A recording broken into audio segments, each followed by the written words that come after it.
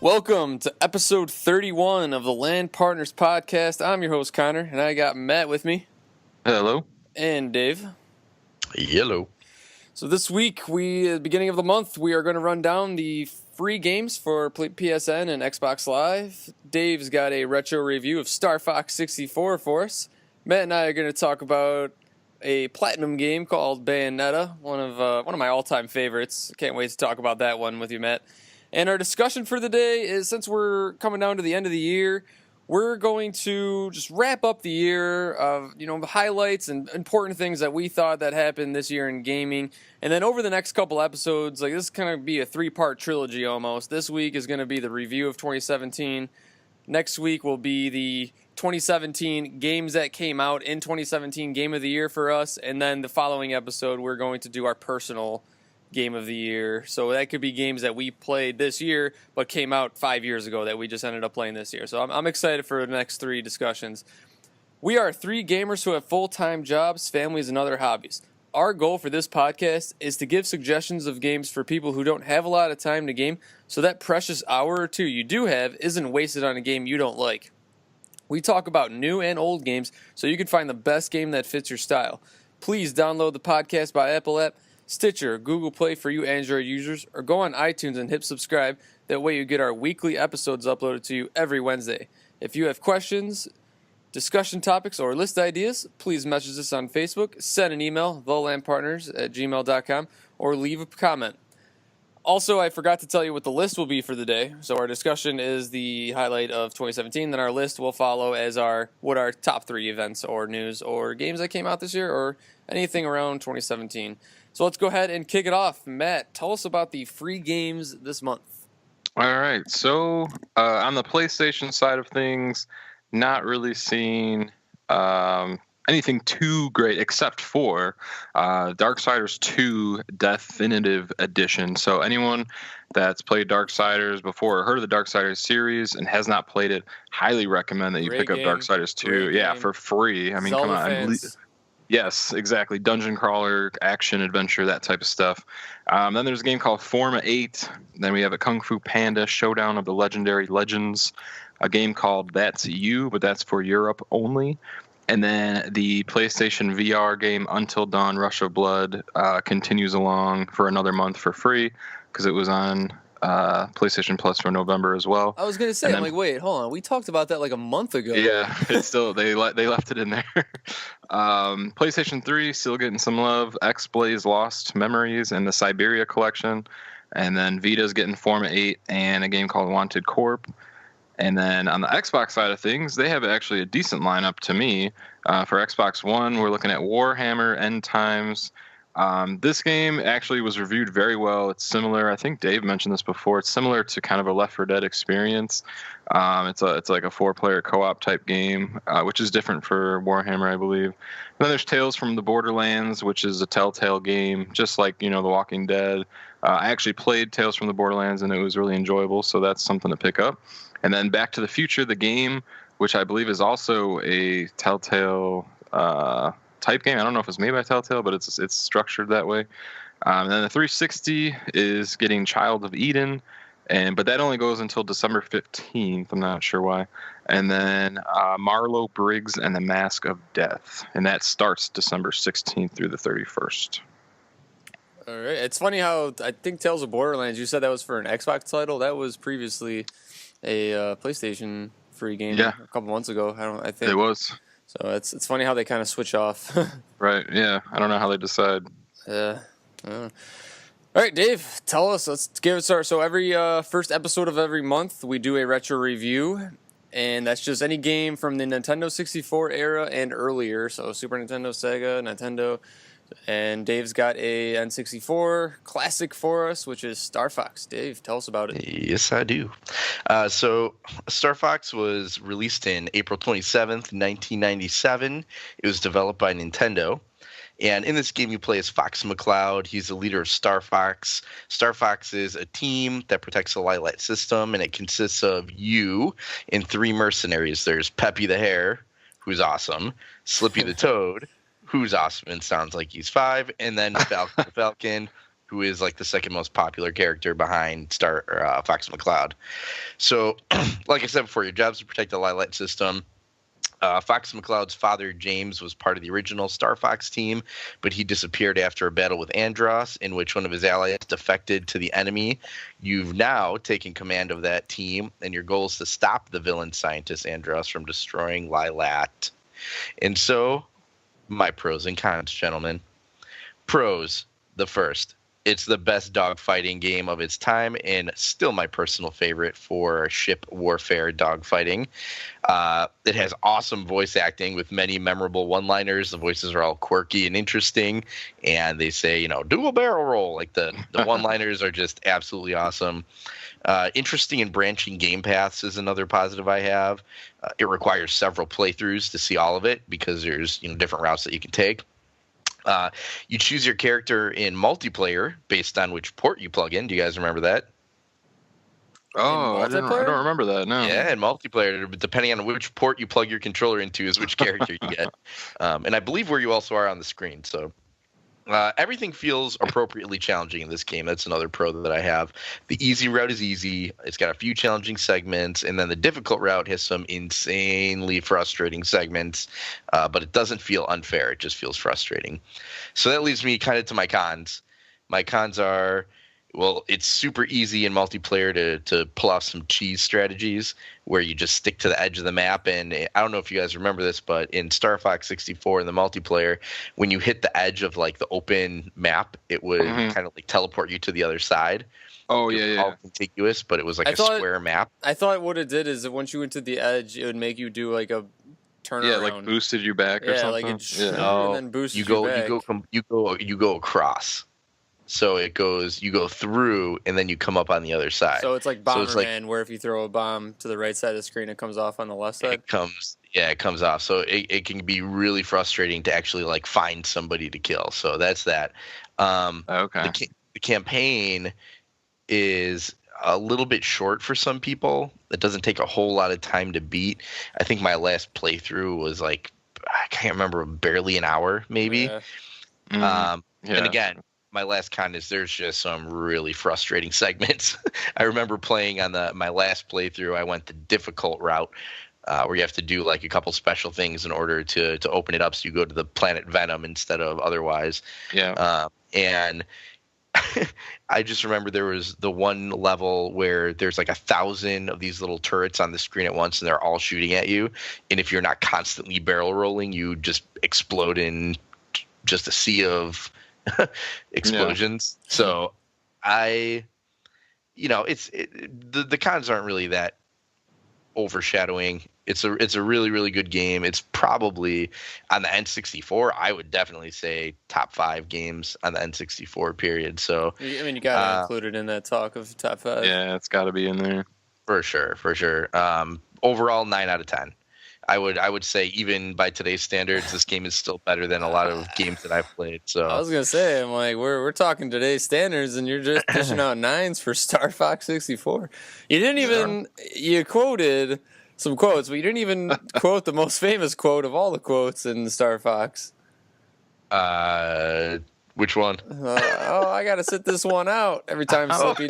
Yeah, I gotta sit this one out. Facts. Might give your father. Yeah, he'd be the first one gone every time. Yeah. Anytime it got hairy, he was the first one. The greatest part about Star Fox 64 is that game came out almost.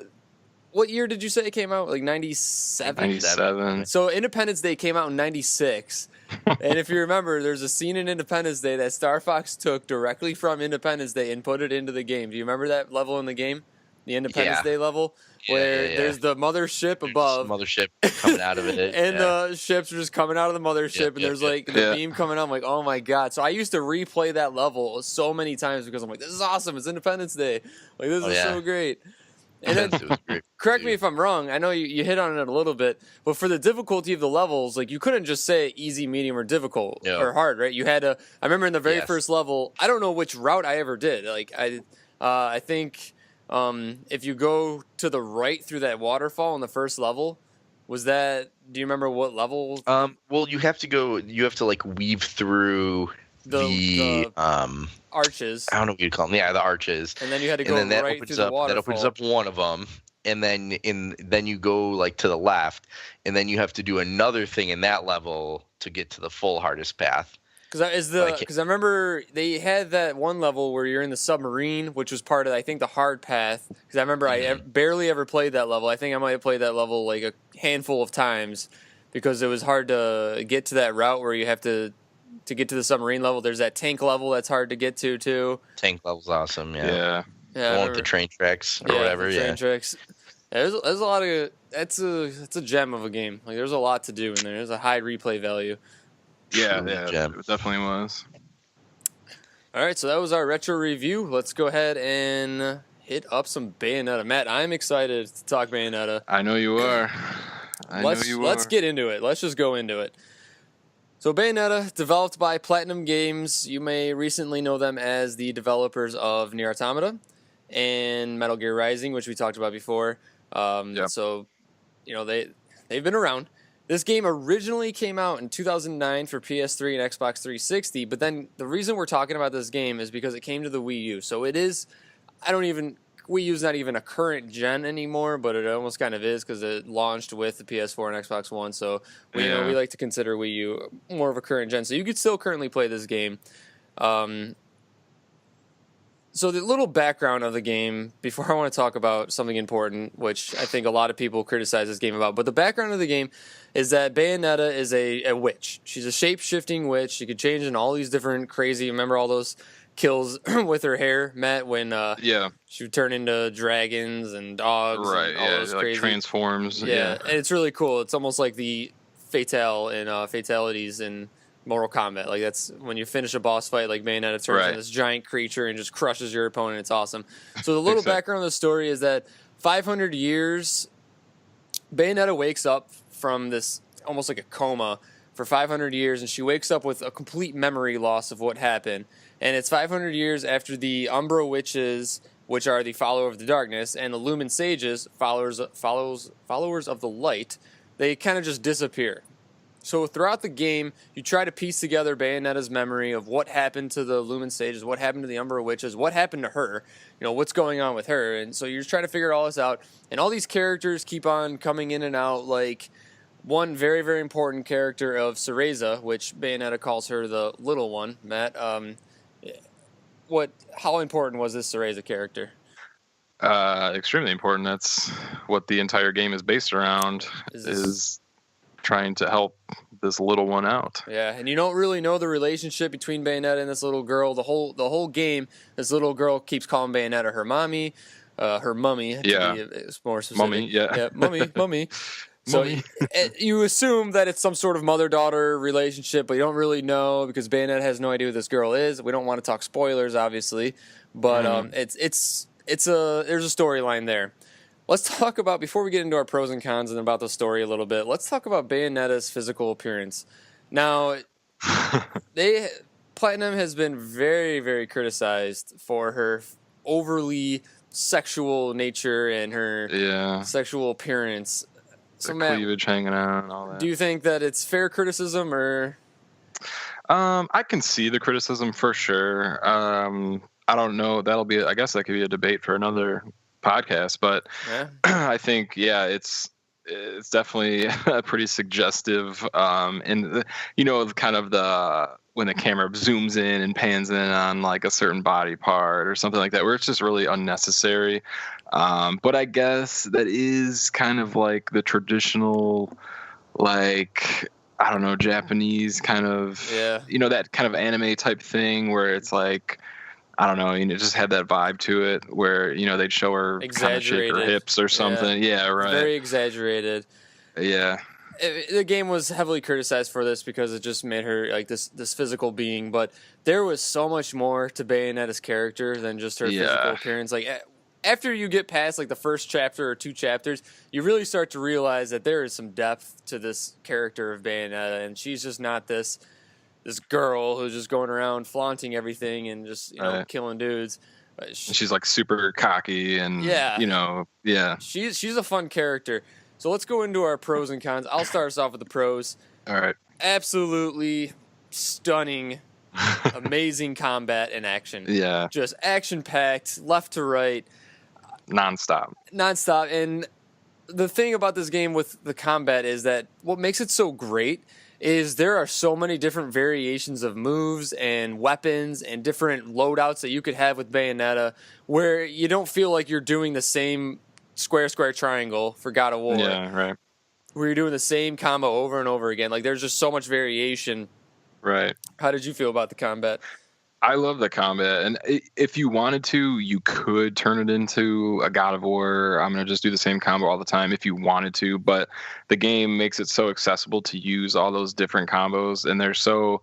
If you want to be good at combat in the game, you know you're gonna want to be creative and use different move sets because there's different enemies that you can't do certain moves with because either they're too quick or something's too powerful and you don't have a chance to get it off. So I really enjoyed the combat. That was my number one pro, was just the combat and the action of the game. It is just nonstop. Like, there's a couple moments in the game where you're kind of just walking around, but it's not for long. you're usually bursting through a door into some more combat, and it's really good. Yeah, I want to talk about the pacing in just a second, but more with the combat is that you can have a certain loadouts of weapons. Like, I remember there was like ice skates. Do you remember the ice skates? Yeah. Where you could go really, really fast. and all these different weapon loadouts changed everything. I remember there was like tiger claws that changes your whole combat. Like, there were just so many different variations of combat. And I remember I had the way I said it. Like, I would change up depending on my enemies. Like, I'm gonna go with this loadout for these enemies. And I'm gonna switch over to this because it was very easy to set different loadouts and then switch on the fly depending on who you're fighting in the scenario that you're in. So I thought they nailed that with the combat. And now you brought up pacing, so let's talk about pacing. The way the game flows is you'll go into an area and they'll basically just block you off from leaving that area until all the enemies are dead. So it might be swarms and swarms and waves of enemies. Once you clear everyone out, then you could walk around that area and get treasure chests and mess with different loadouts and explore the areas a little bit. Right. So how did you feel about the pacing outside of just the combat? I mean, like the pacing is nonstop, so it does keep you interested. The only thing for me was that it just seemed it's an older game, but it did seem kind of like very classic. Just kill everyone to move on type of thing. Where at some parts for me, I felt like I didn't really know the purpose of this at the moment. Like, I knew I was trying to get to something to make progression, but it was kind of like, oh, they just threw me in this room so that I could take out all these people and then move on. I make it sound worse than it really was, but that was just kind of I don't want to get into cons yet, but that was just a minor gripe on it, was that I didn't think it just seemed a little too old school for me of, clear out this room and move forward. No, let's roll with that, because you brought up a good point where you did get thrown into a lot of areas where you're like, wait, what's happening right now? And the thing about the story is I liked the story a lot. I thought it was a good story. It wasn't a great story. It wasn't a fantastic story. It wasn't anything where I'm like, man, I can't wait to reveal more about this. But it was right. I thought for the game that Bayonetta it was a hack and slash. Let's just beat them up. I thought it was one of the better stories for this type of game that you'll play. Yeah. It was a engaging story. It kept me entertained. Wasn't anything special, but yes, it wasn't. It was very engaging. But I think the weakness, though, with the story was the storytelling wasn't always there, and that's where it comes into what you're saying about how you didn't really know, like, why am I doing this right now? I thought at times the storytelling was a little weak. Especially in the beginning. Like, as you continued in the game, it started to make a little bit more sense. But yeah, in the beginning, I'm like, what is going on right now? They did a lot of, you're going back and forth between, like, Bayonetta's witch world and then the real world. So it's kind of confusing, like, wait, what world am I in? And then Cereza gets into the picture, and she's in this world. And then the other character, what was his name? Luca? Luca. He comes into the game, and then he's going back and forth. And it was very confusing, and trying to keep track of who's who, where are they going, why is she in this world and that person's in the other world. And because you would see him, like, if Bayonetta was in the witch world and she was fighting the demons or whatever they were, and Luca was in the real world, they would show him, and like all this stuff would be going on around him. But like he didn't know. Like it's confusing to describe. Right. But it's kind of worlds on top of worlds, and it did get a little confusing. But I thought the game did a really good job of pushing you along, so you're not just like lingering for too long where you kind of lose some steam. Like there wasn't a whole lot of collectibles. There was just, I remember, like tombstones almost, where you just go around, you hit them, and then you'd get like a reward, whether it be the weapon set or money, whatever the case may be. What was it? You could collect those little like orbs or something to boost up your like stronger magical attacks. You could use you did you could collect those orbs to make that bigger, and you could make obviously all your bars bigger too. So there were some collectibles, but not enough to the point like where you're sitting there like a Wolfenstein. And the only reason I bring that up is because that's a game I'm currently playing, where you're just going around looking every little corner. It's not like that. You pretty much know within a minute or two that, okay, I cleared this area out, let's move on. Yeah. So we kind of talked about the cons just a little bit. About the story. I'm not saying the story was a con in any way, but just there was some weakness to the storytelling at times, just like you said, how it was hard to follow like what you're actually doing in that. And I think it was told through like the cutscenes. Like the story wasn't really told through your gameplay. It was more so when a cutscene would come up. Yeah, then you're like, okay, that's why I just did that. That's very true. Like it would be a cutscene would happen, and then you would kill a bunch of people, and then the cutscene would tell you, like, here's why you killed all those people. Yeah, right. I never thought about that, but you nailed it. One con that I had, and we talked about this already, was just it's a little too much of Bayonetta's sexual nature. I thought it was just... Yeah, they push it on you. I thought they were kind of asking for the criticism at times, like how they really push it on. And they push it even more in Bayonetta too. Like they take it even further. But I thought that, it was a little much at times. So how about you for a con? I think con for me was just the like we said, I know we use it as a pro, but I'm kind of going to use it as a con as well. Like with the combat, throughout the game, like they push you into so many battles with like the same enemies, and to me it just kind of felt, I'm not going to say boring, but it was just like, I don't know, kind of mundane. Like, okay, I know what I need to do to kill this guy, so I'm just going to do it really quick so I can move forward, and didn't really bring any like excitement to it for me, because then I felt like, oh, here's these guys again, okay, I'm going to do this combo or whatever, and I knew what was most effective, so that got a little like tiring for me. That's fair. I mean, it's a repetitive nature game where you're hacking and slashing. It's just like any of those, like a Devil May Cry or a God of War type of game where you're going to encounter those same enemies. And that might not just fit everyone's style, but for me, no way that was at any sort of con for me. Like, I just had a blast the whole time. Yeah. So my overall, jumping into it, I thought the last 2 hours of this game was probably one of the, there's a chunk of that 2 hours was a great chunk of gaming. Like it was a very good finale to that game.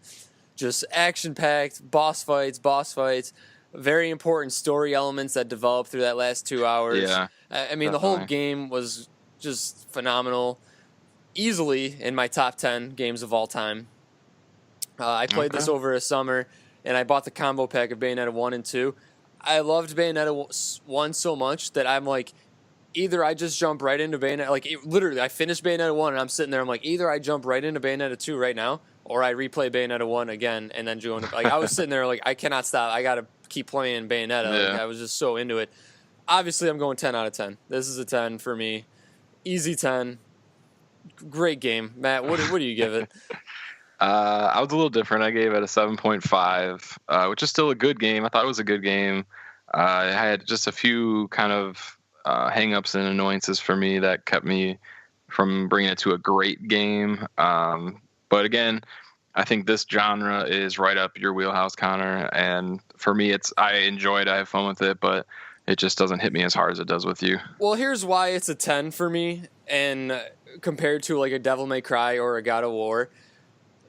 For me, the reason it's a 10 is because I already made this point earlier, but I thought the story was way better than any other hack and slash type of game like this that I've played. Yes, the God of War story is better, but if you think about it, in God of War 3, there's really not a whole lot of story that goes on in that game. Kill everyone. Kill everybody. You go through Hades, and then the whole goal of that game is to get to Zeus. That's basically the whole story right there. I just spoiled the whole game for you. That's really all that happens, and you encounter different enemies here and there. Bayonetta had so much more depth. Like, you're trying to figure out, what is this relationship between her and this Cereza? What is Luca? And then the other character, I cannot believe I didn't mention her, but I can't remember how to pronounce her name now. Jean, how does she pronounce it? Jean or something? Is it Jean? Yeah, I think something like that. Yeah. So she has a little It's accent. got to be Jean, I think. Yeah, it's a little accent. I just can't remember what. Another relationship there, because she's another Umbra witch that you're trying to figure. Umbra witch is you're trying to figure out like what is her relationship with Bayonetta, and there's just so much to unfold. So I thought that's why it was a 10. The combat obviously perfect, and then the story, one of the best hack and slash stories of the genre. So I 10 out of 10. Yeah. All right, let's go ahead and... Yeah. Oh, sorry. Continue. I was just going to say, side note for people who haven't played, the game can be very challenging, frustratingly challenging. They messed up something, because if you play it on medium, it is the equivalent to what hard would be on Bayonetta 2. Very hard, They scaled something wrong when they made that game. It is super hard. All right, let's get into our discussion here, which is just a wrap-up of the year 2017, a review of the highlight reel, basically. Dave, going into 2017, pretend it's December 31st, 2016. Going into this year, what were you most excited about? Oh, man. With the knowledge that we had New Year's Eve, December 31st. So I can't remember exactly when it was, but there were rumors of Nintendo releasing a new console, and some people thought that the Nintendo Switch was going to be this like weird, always connected to the internet, like hybrid console that would not be so strong on its own. But there was this weird theory that it would link up with other Nintendo NXs, it was called at the time. Yeah. Because that was a code name. It would link up with other Nintendo NXs over the internet, and every Nintendo NX would share processing power with the other one, and it would turn into like something that could be as powerful as like a PlayStation 4 Pro or an Xbox One X based on like shared resources over the internet. So I thought that was insane, and that by itself got me interested in whatever this thing was going to be. So I know that, you know, that was kind of like my big thing. Like looking forward into 2017, the rumor of the NX being revealed was probably my top thing going in. Going into 2017, did we have a date on Zelda? I don't believe so. I believe it was revealed on the same Nintendo Direct thing that I watched at 1 a.m. With the Switch. And I think it was like the finale of the Switch's reveal thing that they give a date to Zelda for the first time. And that was obviously very early on in 2017. Yeah, that was. I believe it was. Had to be. Oh man, I want to say January or something. Yeah, maybe, it had to be something like that. Because Zelda got delayed a couple times, I think. Like 5 years ago. Yeah, so like they just weren't giving a date. They were just saying like spring, or they were kind of just giving it a quarter. All right, so with Dave, it was the Nintendo Switch, kind of the overshadowing of what's going to happen with that. Matt, what were you most looking forward to? Well, I'll say honorable mention. I was interested in the new Nintendo system. I'm always interested in new hardware, no matter who the company is. I always think it's awesome to see what they're going to show off. But I think the biggest thing I was looking forward to, which I actually want to get back into soon, was Persona 5. I know me and you played Persona 4 on our Vitas. We both couldn't get through it all the way, but just because of some frustrating like gameplay elements. But we love that game, and I love that structure of being like a high school kid and going through literally day by day through the year, and like having your group of friends and all these different activities you can do. The life sim aspect of that game is just so addicting. And as soon as they told me that was coming, especially for a PS4, I just couldn't wait. Yeah, the way they do life sim in there with like going to school and all the join a team, get a job, there's a relationship. It's so good. Like that's the only aspect of that game that I just want to play. Like I wish there was a way to just simulate through dungeons and just play that aspect. So for me, going into 2017, I was most looking forward to Neo. I've been just counting down the days since I played that demo in 2016. It was like May or June of 2016. I played that demo, and I'm like, oh my god, this game is going to be out of this world. So that brings us into 2017. So let's go ahead and just recap the year. I got nothing for January. Do you guys have anything for January? It was pretty slow January for us at least. February and March is really what jam-packed bulk of what we're going to be talking about. So February 7th, Neo comes out. I pick up this game day one. Matt picks up this game day one. Reluctantly. Not what I expected. Yeah, we got let down pretty hard by the multiplayer component. Yeah, it was pretty disappointing, and just it didn't have the Dark Souls Bloodborne feel. It had the whole skeleton of it. It just didn't have that charm of it. I don't know. It just didn't feel like a Dark Souls or a Bloodborne, and I was very disappointed with that game. It took us 40, 50 hours or something like that to play that. We did a review on our very first episode of the LAN Partners, so if you want to hear our review on that one, please go back and check that out. The next February date I have is February 23rd, Nier Automata. I was looking forward to this game because it is a platinum game, as we talked about. I love Bayonetta 1, I love Bayonetta 2. Unfortunately, that's really the only exposure I have to them up to this point until Nier Automata came out, so I was really looking forward to that. When I bought Nier Automata, Horizon Zero Dawn, and Yakuza. Yeah. Yakuza 0. So I bought all three of those games at first. I got all three of those games at the same time. I played Nier Automata first. Great game. Awesome game. I gave it a 9 out of 10. I don't want to go too crazy about this game right now because next week and the following week we're going to talk more in depth about all these games, but I just want to bring up Nier Automata was a game this year. The next date I have on my list is February 28th. So, Matt, how are you feeling about Horizon Zero Dawn coming into February 28th? I really enjoyed it. I know we talked about it before, though. I kind of had bad timing with the game. I was kind of in an open world kind of fatigue when I ended up playing Horizon. I think by the time I played it, I was just finishing up Zelda, I think. So it was just kind of like... it was still a great game to me, but I think I kind of missed out on some of the enjoyment I could have had with it just because I was kind of getting sick of open worlds a little bit. So here's what happened with me in Horizon. So Nier Automata came out the 23rd, Horizon came out the 28th, and Yakuza 0 came out March 12th. I bought all those games at the same time, so obviously the earliest I bought it was March 12th along with Yakuza. What happened was I did not play Horizon Zero Dawn until... late summer. I beat it the day of your wedding, Matt, which was September 22nd. So I beat it that day. That's how far I waited. I think you turned me off from it, and just going into Horizon, I was just like, I don't know, like it's gonna be good, but I'm not in any rush to play this game. I was even giving you a hard time. Do you remember that? Because you have notoriously given me a hard time for like buying games and then just sitting on them and not playing them. Yeah. And I was like, well, Connor, what's going on with Horizon? How's that game? Is that game any good? And you're like, oh, I'm going to play it. Yeah, just the other two games looked so good. I wanted to try these other two games first. And I was like, all right. And then you played this game and you're like, this is the best game of my life. Well, fortunately, Nier Automata and Yakuza were great games. But Horizon, like, oh my God.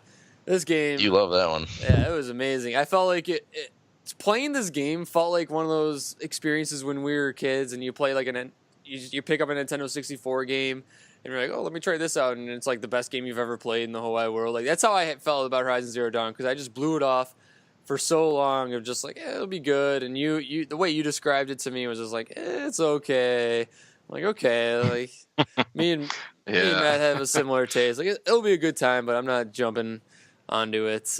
We'll talk about Horizon Zero Dawn more next week. Dave, do you have a date coming up here? I mean, what month are we in right now? So that's all I got for February. So we are jumping into March. Yeah, my year started in March. All and right. To be specific, it started March 3rd. So the Switch came out March 3rd. And like we talked about before, I had pre-ordered it. I believe that the reveal was sometime in January. I know it was like a little bit over a month ahead or somewhere in that range. Funny thing about the Switch is I ended up getting two of them because they actually went on sale yeah. Well, here's the thing. They went on sale at like 1 a.m. our time. And I was like, oh my God, I got to get one before I go to bed. And I was like exhausted. I really wanted one. So I'm sitting there and I just keep refreshing because the rumor is they're going on sale everywhere right after the event. So I'm refreshing and one from Walmart pops up. And I was like, oh, nice. Like, I'm going to get a Switch right now. So I order that one. It says it's good to go, but it doesn't give me a release date. It doesn't give me like a for sure pick up your Switch on this day. So I'm like, oh, it's kind of weird. Like, I don't know. Something's funny about this. Like, it gave me a range, I think. I think it said March 8th through March, 12th or something. And I'm like, that's not even the launch day of the Switch. So that's kind of weird. So I waited and waited, and eventually a Best Buy one came up, and it had the correct date and everything on it. So I pre-ordered that one. And something like a sinking feeling in my stomach told me, like, all right, hold on to the Walmart one, but something's messed up with that one. And it turns out it's a good thing I did, because the Best Buy one actually got me a Switch at the store that day on launch day, and I took a half day off work to go do that. And then the one from Walmart, it turns out that Walmart, the brick and mortar stores and Walmart.com have like no communication with each other whatsoever. So Walmart.com sold me my Switch, and they had to ship it to my store in order for me to pick it up. And that's where the 5 days of shipping came in. That's why it was available on like the 7th through 12th or whatever instead of day of. So, Yeah. Obviously, Legend of Zelda came out, and we talked about that last week. Zelda's amazing. If you haven't played it yet, then you just don't understand what amazing games are, and you should probably do that before you say anything's the best. And then March, I mean, that's pretty much it. Hold on. With March 3rd, switching Zelda. Matt, how long did you wait to buy a Switch? I just got my Switch. I think I want to say I got mine like over the summer or into the fall a little bit.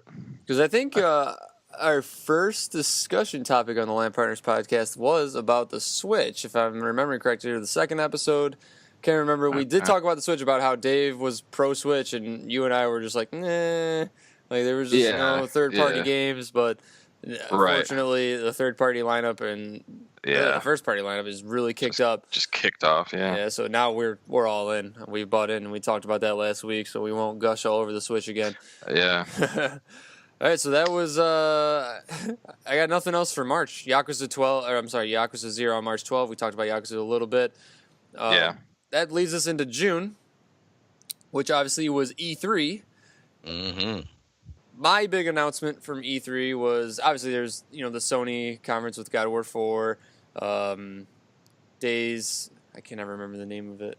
Days Gone or whatever. Gone. Yeah, that was a really cool instant replay of E3 2016 that Sony put on. I was really excited about that, too. Yeah, it was kind of underwhelming. It was, but I'm just saying. The waterfall was my favorite part for the first 10 minutes. My favorite part was the hanging zombies, which served no purpose. Just creepy, yeah. I'm just saying it was just something that is to look forward to for next year. But my big highlight was Kingdom Hearts 3 coming out of E3. I thought that was pretty big. Dave, do you have a highlight out of E3? My highlight's the same as your guys' highlight. Dragon Ball Fighter Z was announced at this thing. Oh, I'm so glad you mentioned that. Yeah, right? The reason I'm having like deja vu right now. Stole the words out of my mouth. And the reason that's so cool is they are the same team that made my favorite Dragon Ball Z fighting game for the 3DS that just recently came out in the past couple years. And it also, they make Blaze Blue, which is that super highly competitive, ultra intricate fighter that people play at like esports tournaments, and it's a very reputable series. And this developer, they know how to make fighting games, and so I'm so excited still. So excited still for DB Fighter Z. Matt, do you have a highlight out of E3? I think E3 was pretty underwhelming for me. Like I enjoyed it, but I don't think I really came out with anything that I was just super pumped for. I mean, besides stuff we already knew about, like E3 didn't bring anything to me. Yeah, I think you and I got pretty excited about Anthem. That game did look cool. Yeah, there were games that came out of E3 like Code Vein and other games like that were just like, okay, like that's gonna be fun, but nothing where I was just like this is gonna be awesome, like one of those just like, groundbreaking holy crap, games. Yeah, like nothing like that. And the reason Kingdom Hearts was so exciting was because they originally said, Square Enix was like, oh, it'll be coming out soon, which really means like 8 years in their timeline. Yeah. And then when they said 2018, it's like, oh my God, like 2018. You're right, finally. Yeah, like, this is crazy. Well, who knows if it'll actually happen, but that's why it was a little bit exciting. True. So July, August, I got nothing. You guys have any? That's pretty bland months usually. No, July, August. I don't even have a September. Well, I do have one September. I'm sorry. Tell us. Yeah. My September is just the absolute shock of fun that I had with Destiny 2, which I thought I was just absolutely not going to enjoy. And I had the first Destiny, and it was all right. Like, I didn't have a ton of people to play with, which sounds weird because everyone buys Destiny. So Destiny 1 didn't really have any consideration about Destiny 2, and my buddy Mike was like, come on, Dave, you got to get Destiny. Come on, it's so good. All my friends are getting it. Like, come on, you got to join us. And I was very reluctant to buy it, and then I did, and I was absolutely shocked. The story of the first game, I can't even tell you what it was because it was so poorly done. Yeah. But the story mode of the second game was so fun that I was like, I'm going to create another character and play through a second time. Like, that was really cool. Some of these levels, the levels were inventive, and I was pretty excited about, how pleasantly surprised I was with Destiny 2. Matt, you're excited about Destiny 2? Yeah, Destiny, I think it was definitely a big step up from Destiny 1, especially in the story, the campaign side of things, because like Dave was saying, Destiny 1, it was just kind of this non-existent, like, just kill waves of enemies until you get to the end kind of thing. This one actually has a more cohesive story that you can understand and, like, realize what you're actually trying to do. And then it added it's a lot easier to jump in and out of multiplayer with people now. You don't have to, like, fly back to that station anymore. You can just join up, like, wherever you are. So that's really cool too. Yeah, and I do not plan on playing Destiny 2 anytime soon. The last September highlight I have is September 29th, the SNES Classic launches. That was actually an announcement that came in July, I want to say. They actually announced that, hey, SNES Classic is coming, and no one believed it. It was just like, really? Like, this is happening now? Like, especially from the NES Classic, how they stopped production on that, and, the whole saga behind that. But, yeah, the SNES Classic came out September 29th. They're available. They were not hard to get, or they were hard to get for a little bit, but, I mean, it wasn't, find one, yeah. It wasn't half as bad as the NES Classic. So that's September. Let's get into October. Dave, you have an October date early on? Early October was Forza 7, and I usually wait to buy bundles on those, but I was still excited about Forza. They release so many post-official game release content that I always wait, like, half a year or a little bit more so that they bundle it with, like, some DLC for free just to get more cars and stuff. Yeah. Matt, tell us about October 27th. That was a big day. I know the LAN partners aren't crazy about Assassin's Creed, but Assassin's Creed Origins came out that day. Oh, did it? Super Mario Odyssey came out that day, and Wolfenstein 2 came out all on the same day. So that was a big AAA, big budget game release day. And Mario Odyssey, I actually just finished today. You can keep playing, the game keeps going, but I just finished the kind of the main story today, and I absolutely loved it. I'm looking forward to discussing that with Dave. I know he's playing it, but he's kind of stuck a little bit right now with some other stuff. But and then Wolfenstein 2, I know me and Connor have been playing that recently. Just kind of almost every night I've been playing it recently. So that game's a ton of fun. With Wolfenstein, I played Wolfenstein New Order over the summer at some point. So I was really looking forward to Wolfenstein 2, being fresh off of Wolfenstein 1. So it's really exciting with Wolfenstein 2. It is delivering. Yeah. It's awesome. It's crazy. It's really crazy. Dave, what are your thoughts on October 27th? It existed. It was a day. I picked up Mario Odyssey as well, and as you know, and the Best Friends Clubs kind of put that one on the shelf for the time being. For some reason, just a massive amount of people wanting to play multiplayer games with me recently. WWE 2K18, etc. Best Friends Club on Halo, and I haven't really played any single player games, to be honest. So that was October. Nothing else from October for me. Last month, since we're early on in December, and there's really not a whole lot going on in December, but last month here we have is November. So Dave, tell us about November.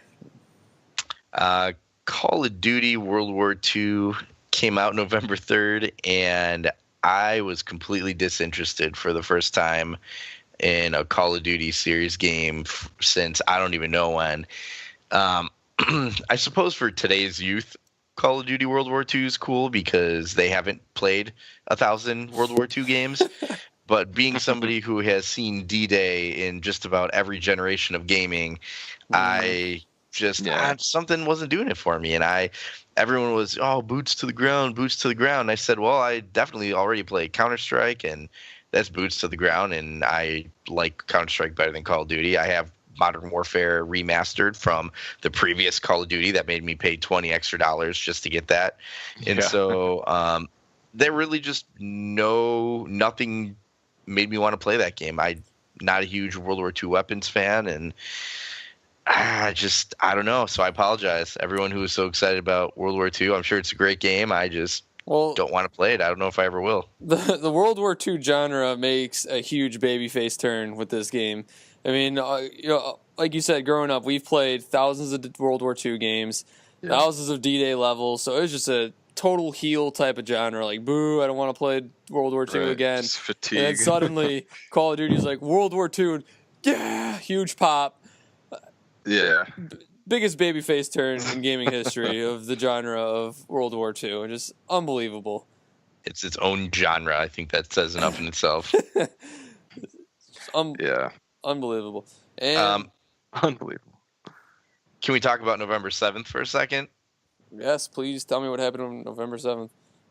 Potentially one of the best days of the year. This was when the Xbox One X came out. Project Scorpio. This thing is a high-powered monster beast. Came out the 7th? Matt would say. 7th, yeah. Oh, as Matt would say, it is the beefy version of a console. So, I've been using it since it came out. It is absolutely amazing. Just everything about it I love. I love that even when you play it on 1080p at 60 frames a second, it bumps a lot of games up to that.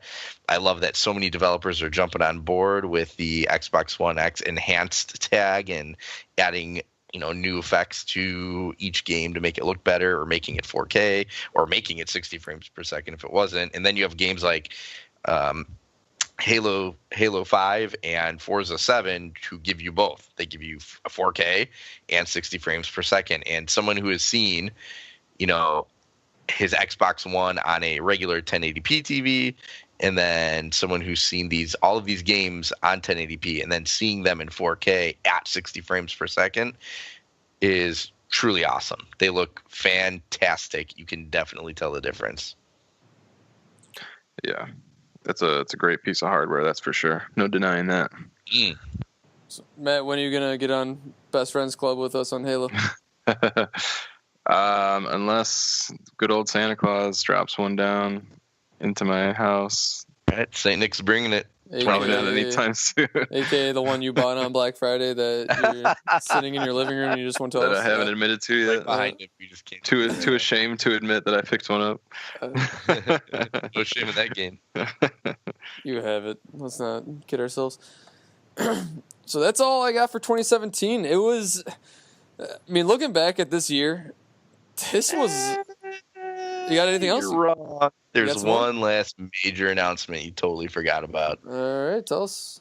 How about the number one played game on Steam? Oh, yeah. Making its way to the Xbox One X in just a few days here. PlayerUnknown Battlegrounds is getting released on the Xbox One on the 12th. Yes, there are plenty of things that happened this year that we did not cover, but we're just trying to keep it under 3 hours, and but yes, PUBG coming to Xbox One X is huge. Yeah, that's a big pickup. PUBG is arguably in the game of the year talks, just because just the popularity, the effect that this game, the battle royale mode, has had on gaming this year. It's gonna be interesting. We'll talk about that. Go ahead. I was just gonna say, we're really gonna get into that more specifically next week with our 2017 Game of the Year discussion. But this, it's got some weight to it. Well, I saw an interview with the guy. PlayerUnknown is his tag, obviously. PlayerUnknown's Battlegrounds, and someone had asked him "Oh, we hear that your game, PlayerUnknown Battlegrounds, it has super potential to win Game of the Year," and his response was, "We should not win Game of the Year." He straight up said, "We should not win. Have you played Zelda?" is what he said. And big props to this guy to know that his game is a multiplayer only game. It's hardly a developed game because it's a modification of an already existing game. And this guy is not running out there saying he's made the best game in the world and everybody should buy it and releasing DLCs for it and all this stuff. He is being a humble, good dude and saying, hey, I'm really excited people love this game, but can we look at games that have been 5 years in development made from scratch? Yeah, so I heard the same interview, and he was dishing out like did not want the awards. Like no, like the Zelda and Odyssey and other games like those are way more deserving. Yeah. So good for him. Yeah, you're spot on with that one, Dave. Let's go ahead and finish off episode 31 with our list of what our top 3 moments were from 2017, or just announcements or news or events from 2017. I'll get the ball rolling with my number 3. It's pretty tough to put it down to 3, but my number 3 is just the Switch third-party lineup moving forward. I thought at the end of 2017 it really picked up. I thought it's just a really good start for 2018 with the Switch third-party lineup, so that is my number 3. Matt, what is your number 3? My number 3 is, along with the Switch as well, it's just the Switch coming out and me picking it up. It's been a great console for me. I love being able to take it on the go, like around the house. I love not being like tethered to my TV. I like being able to just take it wherever, or have the TV on while I'm playing a game, stuff like that. So it's been a huge pickup. Dave, your number 3? My number 3 is the most disliked Reddit post in the history of Reddit by millions. I'm going to go with Battlefront 2 and EA just making a mockery of themselves and getting the most disliked Reddit post in the history. It even actually beat out a Reddit post that begged to be the most disliked Reddit post. It beat the Reddit post about wanting to break the record. And it broke the record. So nice job, EA. You're proving once again that you guys are just scum. Continue. That's another thing that we're going to look back on 2017 in a couple years, like the year of the microtransaction when this was put under a magnifying glass, like this. Just out of control. 2017, the Switch, the Xbox One X, the microtransactions, SNES Classic. That is what 2017, and just great games in general. But, I mean, those are just huge things from 2017. And PUBG, and just there's so much to talk about. I mean, 2017 was arguably one of the greatest years of gaming in a long time. Like, it just was a great year. My number 2 is it sounds kind of weird, but the Yakuza, just possibilities for the future. Just the possibility that, because Yakuza 0 came out this year, Yakuza 1 Kiwami, which is the remaster of Yakuza 1, that came out this year again. I just have a sinking suspicion that they're just going to go all their chips in, like, hey, let's just remaster 2, 3, 4, 5. Now that they got 6 coming out next spring, and I'm just, fingers crossed, all of them get remastered and come out for PS4 so I could play all of them. So that is my number 2. I'm just the possibility of that happening is high on my list. Matt, what is your number 2? My number 2 was just playing Zelda Breath of the Wild. That game, it should be my favorite game of all time, but it is. It's like tied / close second behind Ocarina. But yeah, that game just it almost like changed my life. I feel like, it was like one of those really impactful not games. An inaccurate statement. That's pretty accurate. Wow. It's so impactful. Dave, your number 2? Project Scorpio. I mean, it's an update. I think it did a couple things. Number 1, PS4 Pro did not effectively make it worthwhile to have a mid-generational upgrade. It just didn't do anything special. Oh, VR. Yeah, well, VR is going to be dead soon, so don't get too attached to it.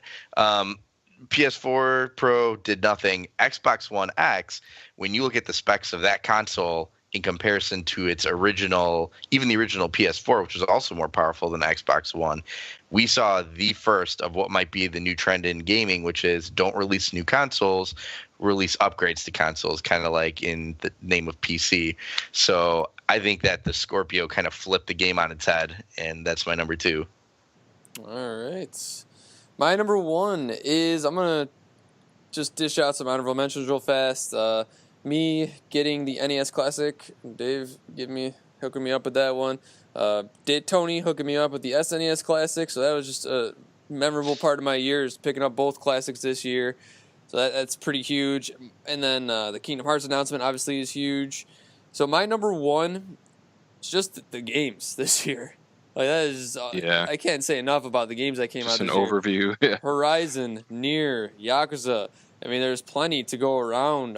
With Breath of the Wild, I know I'm not going to play that till next year because I'm getting that for Christmas, and Odyssey, but there's no shortage of games this year. Overloaded. Too many games to play. And not even to mention, I'm not even talking about the games that came out years ago that I'm just now playing this year, but it's been a year of the game. So, Matt, what is your number one? My number one is a surprise announcement that the LAN partners aren't aware of. I actually purchased a new PC, and I knew what you were waiting for. I actually picked up a. We don't care. We were hoping he was pulling Scorpio up onto the camera so we could be like, the just holding it. Guarantee. But yeah, I got a new PC around Black Friday. I bet you it's the deal that you shared, isn't it? You shared that. It's not that one. That one is a little too expensive, but I got one. I got another similar PC, so I'm really happy with it. Sick, Dave. You're number one. My number one is your number one, kind of. It's Nintendo's first party lineup and the Switch comboed into one. I mean, Zelda in Mario Odyssey in 2017, which arguably the best Zelda, arguably the best Mario. And then the new console that is unlike any other console that we've seen so far, being the hybrid. I don't know how many I don't know how many Microsoft or Sony or how many companies are going to get into this whole hybrid thing, but Switch has straight up cornered that market hard right now. So if you're going somewhere, you want to bring gaming with you, it is literally your only option. And what better way to make people happy about making that purchase than to give them Zelda and Mario, maybe the best iterations of both. Holy moly. It's a year. And so next week we will talk about the 2017, specifically the games released, and talk about how they stack up, how we think they compare to other games released this year. And then the following episode, we will talk about our personal gaming year of 2017. So a lot to look forward to over the next couple episodes. Thank you, Matt, and thank you, Dave, for joining me this week. This was episode 31. Tell all your friends about us. Take us with you when you're driving to work, when you're at work, in the office, picking up all those leaves, mowing the lawn, or not mowing the lawn, but shoveling the driveway, taking care of everything. Thank you so much for listening. See you next week.